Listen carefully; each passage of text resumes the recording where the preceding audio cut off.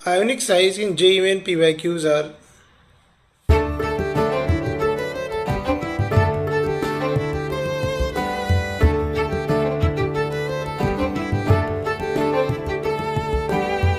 और ऐसे क्वेश्चंस को सॉल्व करने के लिए आइए समझते हैं आयनिक साइज। जब कोई एटम इलेक्ट्रॉन लूज करता है तो कैटायन बनाता है और कैटायन बनने पे उसका साइज कम हो जाता है क्योंकि जेड इफेक्टिव न्यूक्लियर चार्ज बढ़ जाता है। सेकेंड पॉइंट, जब कोई एटम इलेक्ट्रॉन गेन करता है तो वो एनायन बनाता है और एनायन बनने पे उसका साइज बढ़ जाता है क्योंकि जेड इफेक्टिव घट जाता है। फर्स्ट पॉइंट आपका याद रखेंगे, for a particular atom neutral atom का साइज बीच में होता है, एनायन का साइज बड़ा होता है और कैटायन का साइज छोटा होता है। And second point, for a particular atom अगर पॉजिटिव चार्ज बढ़ता जाता है तो उसका साइज कम होता जाता है।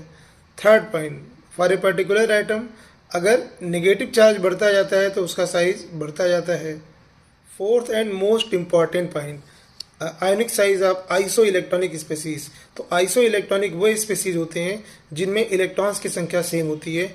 जनरली इनके जेड प्रोटॉन की संख्या अलग होती है।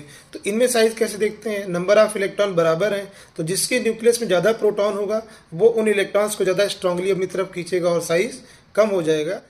For isoelectronic species size is inversely proportional to Z atomic number. ये स्क्रीन पे आपके सामने कुछ आइसो इलेक्ट्रॉनिक के इंपॉर्टेंट एग्जांपल्स हैं जिनमें साइज इस प्रकार से है। And the fifth point is size of H minus hydride ion. H minus में E/P रेशियो 2 होने की वजह से इसका साइज एक्सेप्शनली लार्ज होता है और F minus Cl minus Br minus से बड़ा और I माइनस से छोटा होता है। And the six point is Li plus और Mg+2 का साइज। Li प्लस का साइज Mg+2 से बड़ा होता है और ये बात जेई में 2 से 3 बार पूछी जा चुकी है। So these are important examples of ionic size. I hope ये बात आपको समझ में आई होगी। Thank you.